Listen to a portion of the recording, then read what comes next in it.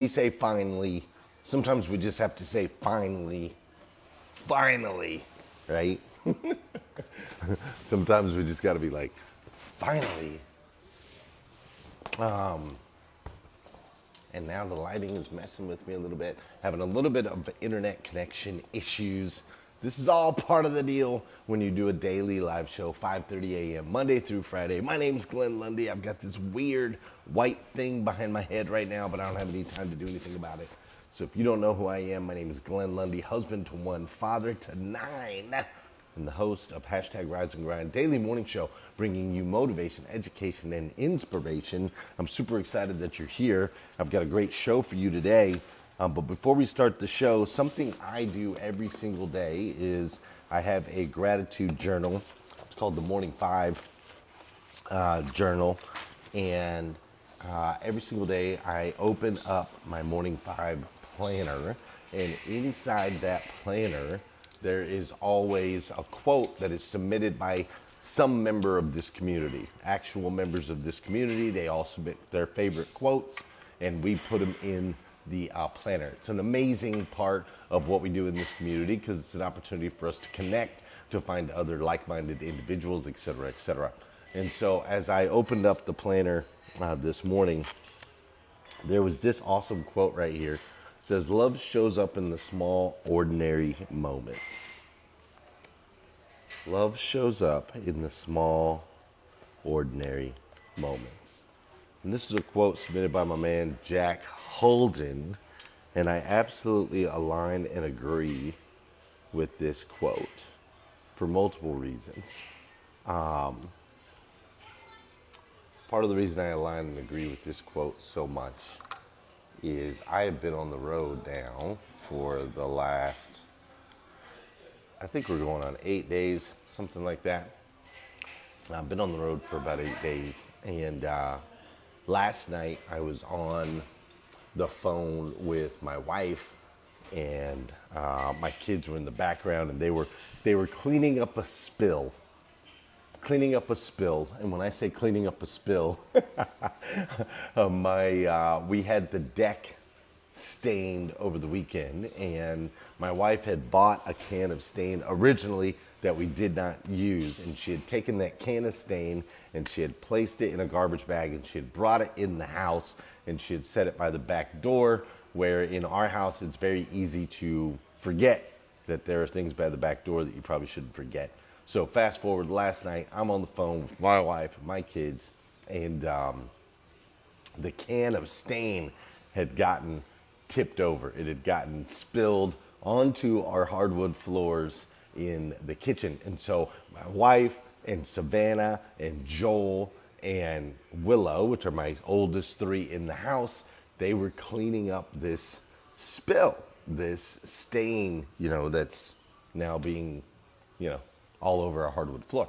And they were cleaning that up. In the process of that, they put a bunch of the cleanup stuff into a trash bag, which then Willow set out by the garage, not all the way out in the trash can outside.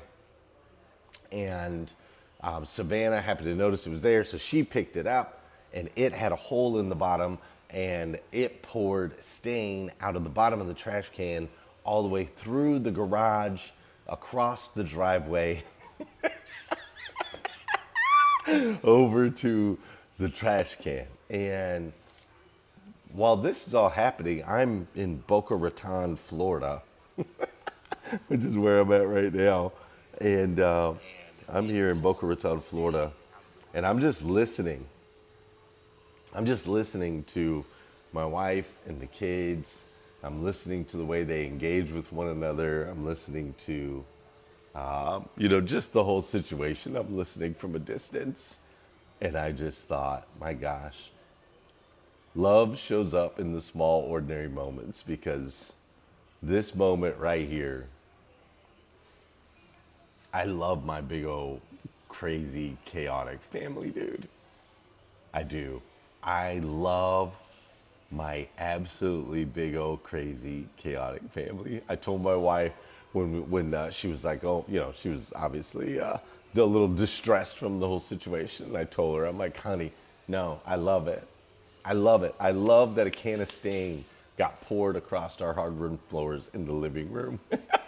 I love that our driveway will now have spots of stain all the way through it in our garage and across the driveway. I love that because we have a big, crazy, chaotic, 9-kid life. That's meanwhile at the Lundys at its best. And this is what we signed up for. And we get to experience things a lot of other people don't get to experience. And maybe there's some brown spots in the garage, but who gives a damn? I don't care about the brown spots in the garage.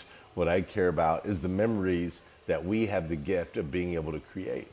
I care about these moments where love shows up in the small, ordinary moments, like my guy Jack Holden talked about in the planner today. Good morning and welcome to the #1 morning show in America. I am your host, Glenn Lundy, husband to 1, father to 9, author, speaker, and the founder of 800%.life. It's 5:30 a.m. and it's time to rise and grind. Hey, good morning, good morning, good morning. How are you, my friend? How are you, my friend? Full disclosure, because authenticity is how we do here on this show. It is not 5:30 a.m. It is actually now 5:40 a.m. We did get a 5-minute late start. My apologies. Had some internet issues here at the hotel. Took me a little while longer. And I probably would have had those extra 5 minutes had I not come all the way downstairs, mapped out this location, grabbed my backpack, opened it up, and realized that the laptop was not in my backpack. It was actually back in my hotel room. So I had to go back to the hotel room, get the laptop, bring it down. So I'll blame Wi-Fi and Glenn Lundy's scattered brain for not actually bringing the laptop downstairs. With that said, sometimes when we start a little bit late, some of our friends don't know where we are, have a hard time finding us. So do me a huge favor if you would, please. Tag your friends, hit that share button, Let's get this going. Good morning, good morning, good morning. How are you, my friend? How are you, my friend? Dude, today is Monday. That's right, today is Monday, June 8th, 2026. And what's crazy is today is the very first and the very last time it'll ever be Monday, June 8th, 2026. So I want to make sure we make the absolute most, and I do mean the absolute most, of this absolutely incredible day. I'm coming to you live from Boca Raton, Florida. That's right, Boca Raton, Florida. Go ahead and look it up. Check it out on a map if you've never heard of it before, if you've never been here before. It's a beautiful area. But I'm coming to you live from Boca Raton, Florida, on the heels of investing 3 days. I guess I was in New York for 3 or 4 days. On the heels of investing 3 or 4 days in New York City, I went straight from New York City here to Boca Raton, Florida, which before that, I was in Minnesota. I was in Minnesota before I was in New York. I had a big week in Minnesota as well. And luckily for me, I'm super blessed to get home. I will get home this week just in time to head out to Michigan. I'll be going to Michigan. And then after Michigan, I will be headed to Colorado. I'll be going to Colorado. Oh, there we go. This one was Michigan. There's our Michigan clip. For those of you that are actually watching the show, for those of you that are listening to the podcast or listening somewhere else, we do a full production of this show every single day. And so, and there's Colorado. That's right. There we go. So, this is a very high travel month for me. This is a very high travel month. I'll be on the road all in all, unless some things change, which they always can. I believe I'm on the road 18 out of the 30 days of June, which is a lot more than I want to be on the road in most cases. Typically, we try to average it out to about 10 days or less. My wife and I have a very, very, very firm, strong, standing agreement in place that says I will have breakfast and dinner with my family a minimum of 250 days a year. So that leaves 115 days a year for traveling, for business purposes, and so on and so forth, which comes out to about 10 days a month. So a month like this month, where I'm scheduled on 18 days at least, is an anomaly. It is not normal. It is definitely a high travel month, and for that I am grateful. Like, extremely grateful. I'm grateful for all the opportunities that God continues to put in front of me and my family. I'm grateful for this season. And yes, it is not easy being on the road this long. It is not easy not sleeping in your own bed. It is not easy having to listen to the stories of the stain through the phone. It is not easy being away from my wife, being away from my kids, being away from my house, being away from my comfort area. It is not easy, but golly, I'm grateful. What about you? You feeling grateful for this morning for the things that you need to do today to become the best version of yourself that you can possibly be? My hope is yes. My hope is yes.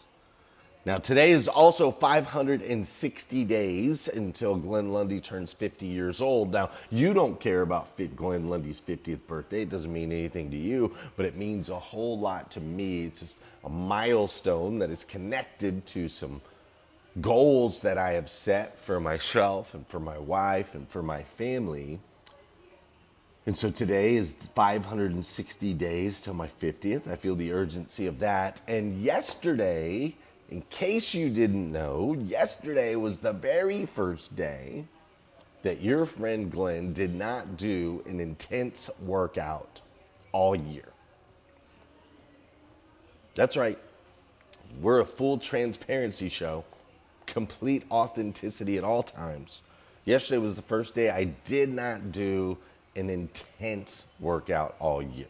Now, I did enough of a workout to qualify for my morning 5, and I did some swimming in the ocean, and I did some swimming in the swimming pool here in Boca Raton, but I did not do an intense workout for the first time this year. Do you want to know why?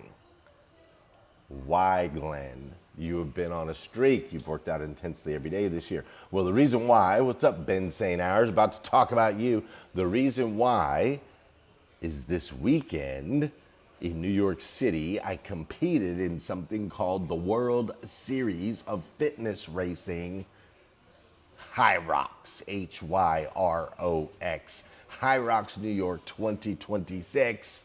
I competed in it this weekend, and it literally kicked my ass.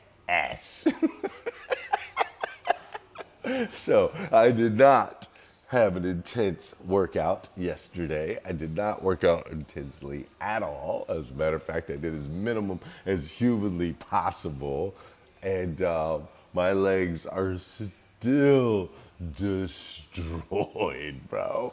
Destroyed. Like, I am so sore. I'm walking around like I'm 9,000 years old. HYROX New York City, there were 50,000 entrants. The competition includes 5 miles of running separated by 8 stations. 8 different stations where you do 8 different exercises. The first station is 1,000 meters of ski erg, what they call ski erg. So you grab these 2 things and you gotta pull them down, you gotta make it go 1,000 meters. The next station is a sled push. You gotta push 45, 90, 180, 255 pounds, 60 meters. And then the next one you gotta push 255 pounds or 1 less plate, so 210 pounds. You gotta pull it 40 meters. Then you've gotta do 100 meters of burpee broad jumps. So you got to do a burpee, then get up and do a broad jump, then do a burpee, then get up and do a broad jump, then do a burpee, and then get up and then do a broad jump. And then after that, you've got cable rows. You got to do 1,000 meters of cable rows. And then after you do 1,000 meters of cable, you got to carry these 50-pound kettlebells 200 meters. And then after you do that, you got to do sandbag lunges with a 50-pound sandbag on your shoulders. You got to go 100 meters of lunges. And then in the end, you got to do 100 wall balls after you've done all of that. 5 miles of running in between 8 stations. And in the end, what you get is one really, really sore 48-year-old and a whole lot of lessons that were learned along the way. And we're going to go into some of those lessons today and probably a little bit more this week. Before we do, though, you know what we got to.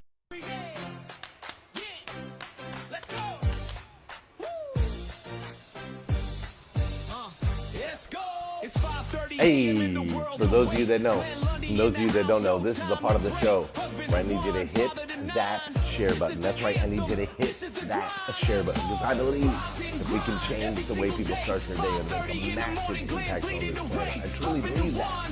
And sometimes all it takes to change the way somebody starts their day, guys and girls have the same challenge. Yes.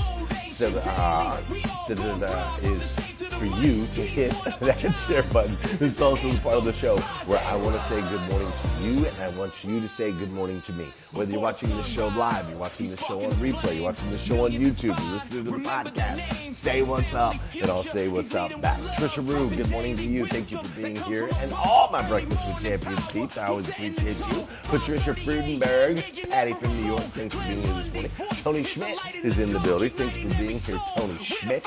Greatly appreciate you. Bella Rigby is up in here this morning. Wendy Reeves, good morning to you. Pastor Jeff, good morning, Pastor Jeff. Thanks for being here. Mr. Mike Larkin is in the building. Good morning, Mike Larkin. Kevin Masha Antonio is up in here. Robin Price, thank you for being here this morning. Luis Gracianones, thanks for being here. I greatly appreciate it. Eileen Mitnick is in the building. Thanks for being here, Eileen. Wendy Reeves is in the building. Thanks for being here. Antonio Barbosa, what up, Antonio? Thanks for being here. I greatly appreciate you.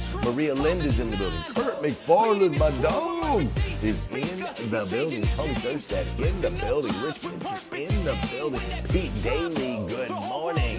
Thank you for being here. Bill Harrison is up in here this morning. Ramon Ray is up in here this morning. Soul Salcedo, check it out, guys. I got the opportunity to meet up with Soul Salcedo in New York City, and her and I had a wonderful breakfast together. We had a wonderful conversation together. It was absolutely amazing. Her and I are birthday twins. We share the same birthday. So my countdown to 50 would be her countdown to 50, just so everyone knows.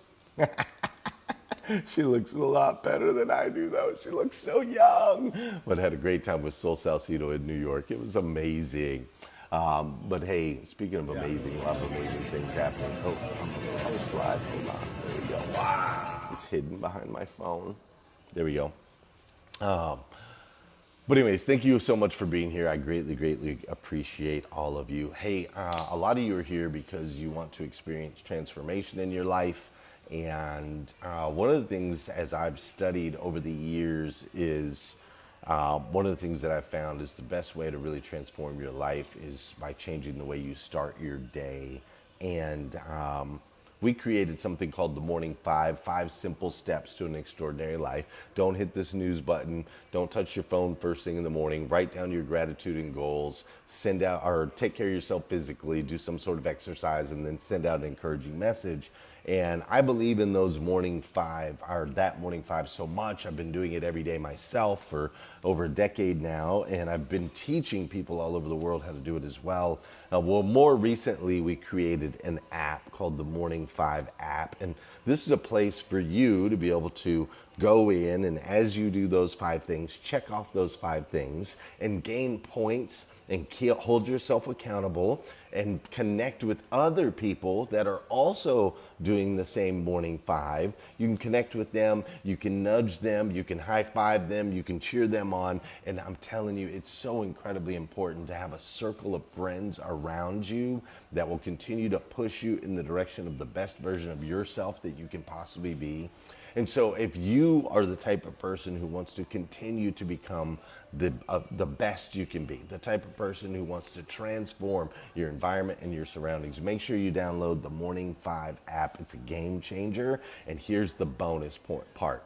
If you'll do the things in the app each day as far as your morning routine, we're going to give you points, and you can use those points to get gear like what I'm wearing right now, 800% gear, or also rise and grind gear, absolutely for free. So make sure that you're using the app. It's a habit that takes 67 days before it becomes easier to do than to not do, but I would highly suggest get in there, become a part of that community. It's amazing. All right, check it out. HYROX. This was like the final 100 wall ball. I'm not going to show you 100 wall balls, but this is the final. This is a video of me at the very end.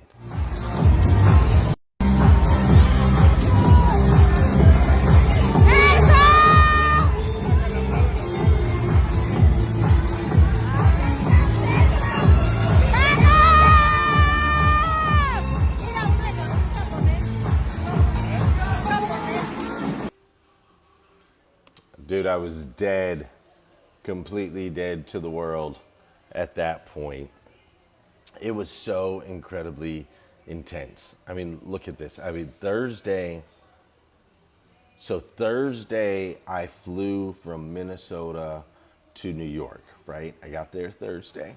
Then Friday in New York, I met up with Rob Ruth, which Rob Ruth is a car dealer out of Pennsylvania. I met up with Rob Ruth. I met with his wife and his family and so on and so forth. His kid, his son Frank, his son's buddy, their girlfriends, so on and so forth. They were all in New York. So I met up with them in New York on Friday. And we just kind of hung out, did some shopping, so on and so forth. This is driving me nuts. Hold on. Okay, I got to figure this out. There we go. We hung out, we did some shopping, so on and so forth.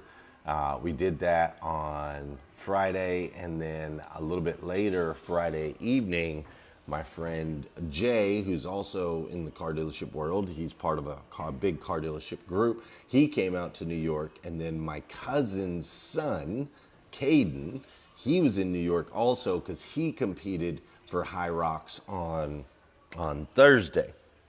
So Friday I met up with my cousin, Friday I met up with Jay, all of those things, and I'm not doing that right. That was all Thursday night. Then Friday, to get ready for the competition. So competition Saturday morning, 9:30. So to get ready for the competition on Friday, me and Rob and his son went to the spa. So we went to the spa, and we did cold plunge, and we did the hot sauna, and we went and got an IV that day so that we could be fully hydrated. Like, we did all of the preparation stuff that was necessary. I don't know about necessary, but we did all of the preparation stuff to make sure we were like ready for this competition, right? And so we did all that stuff Friday. Then on Saturday, we met up with my guy, Ben St. Hours, who's here watching the show with us this morning. Ben came up so that he could do the HYROX competition in New York. Also, he was a late entry. My buddy Sam threw his back out, and so Ben only had about 2 weeks to train and get ready, and he showed up ready for the competition. So the way that it was set up for Saturday is that Rob Ruth was to go first. He was early, 7:30 in the morning, something like that. And then his son was going second at like 8:30. I was at 9:30, and then Ben St. Hours was right behind me at 9:40. Those were all of our start times. So did all the prep the day before.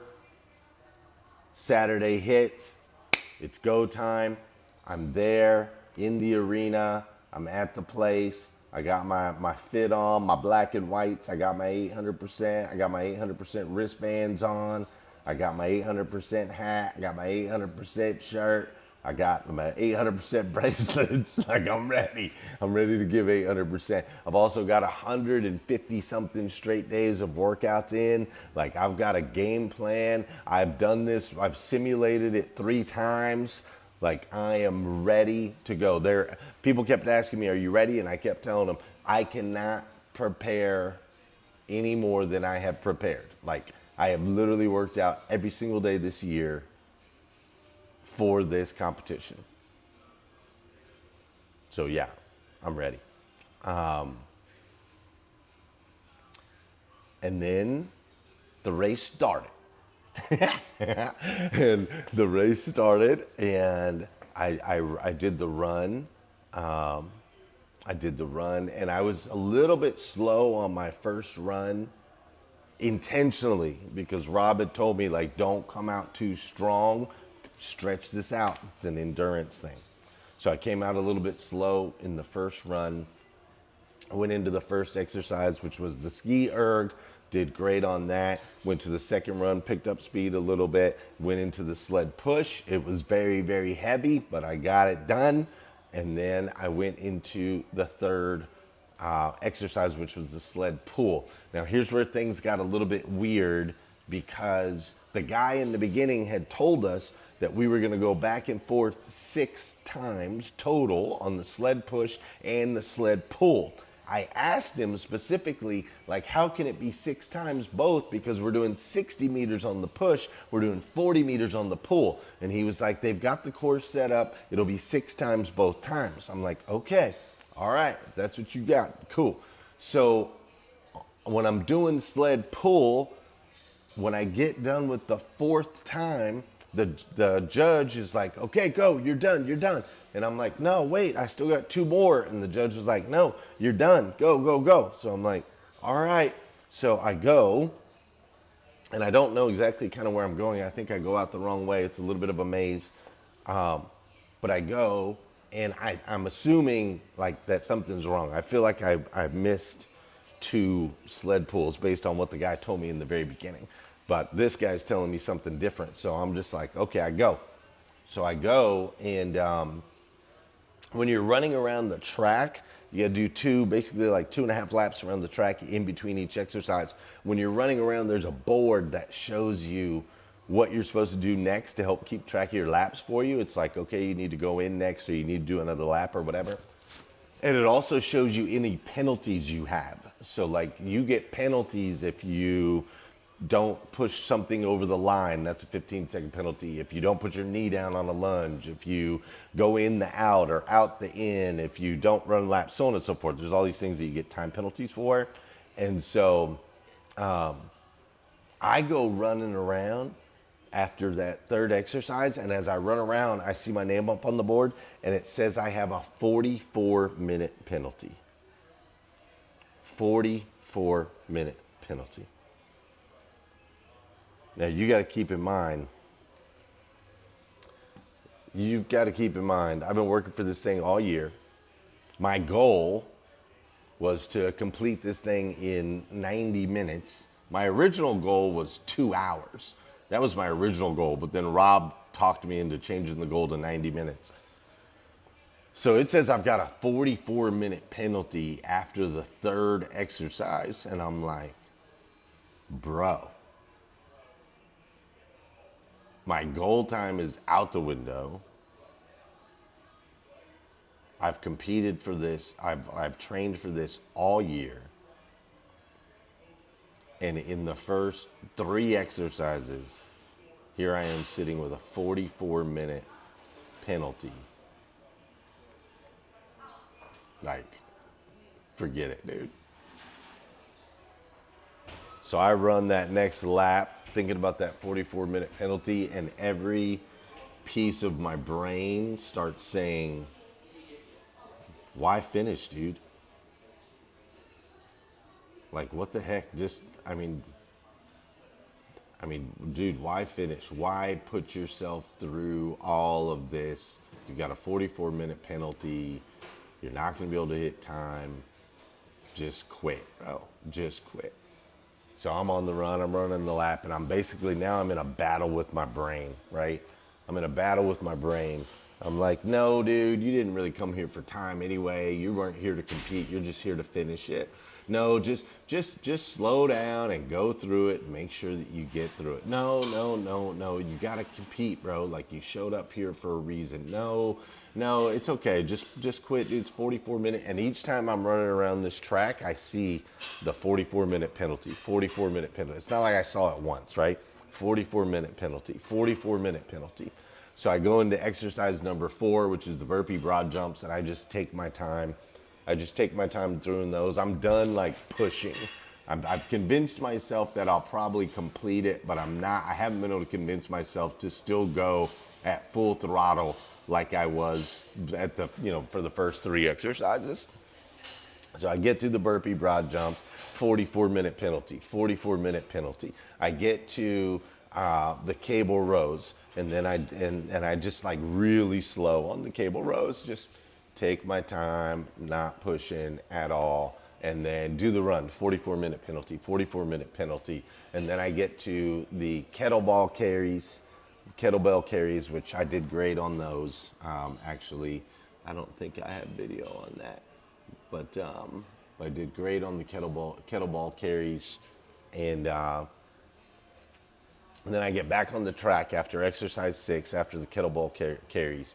I get back on the track and I run the first lap, and I look up to see my 44-minute penalty, and now it says 4 minutes. Yeah, I don't know what had happened. The system had glitched or something like that. So it was showing 44 minutes for 9 laps. But then all of a sudden it showed only 4 minutes and not 44. And I was like, oh my gosh, what have I done? What have I done? And then next up was the 50-pound sandbag lunges. Now, these sandbag lunges were my nemesis. They were the exercise that I was most afraid of. My knees do not appreciate lunges. At my age, after years of being athletic in different ways, my knees are not big fans of lunges at all. Then you add a 50-pound sandbag on your shoulders while you're doing the lunges, and my knees don't appreciate that even more. And then to top it all off, there's only one place in the entire competition that you can be fully disqualified, and that is on the sandbag lunges. If you put the 50-pound bag down 2 times, you can put it down once. If you put it down a second, you can put it down once and you get a penalty. But if you put it down twice, you're disqualified. And all those runs and all those exercises that you did, out the window. So I'm stepping into the sandbag lunges, and I'll have to tell you the rest tomorrow at 5:30 a.m. right here on #RiseandGrind. I hope you'll be back. I'm sorry, we're out of time. That's the rules. Gotta go. Have a great day. Let's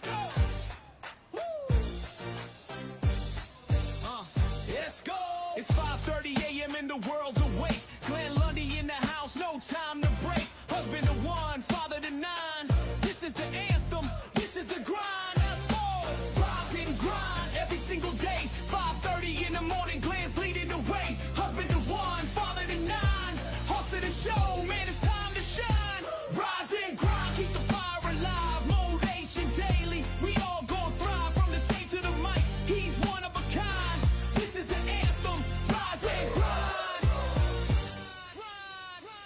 Before the sunrise, he's sparking the flame. Millions inspired, remember the name. Faith, family, future. He's leading with love, dropping daily wisdom that comes from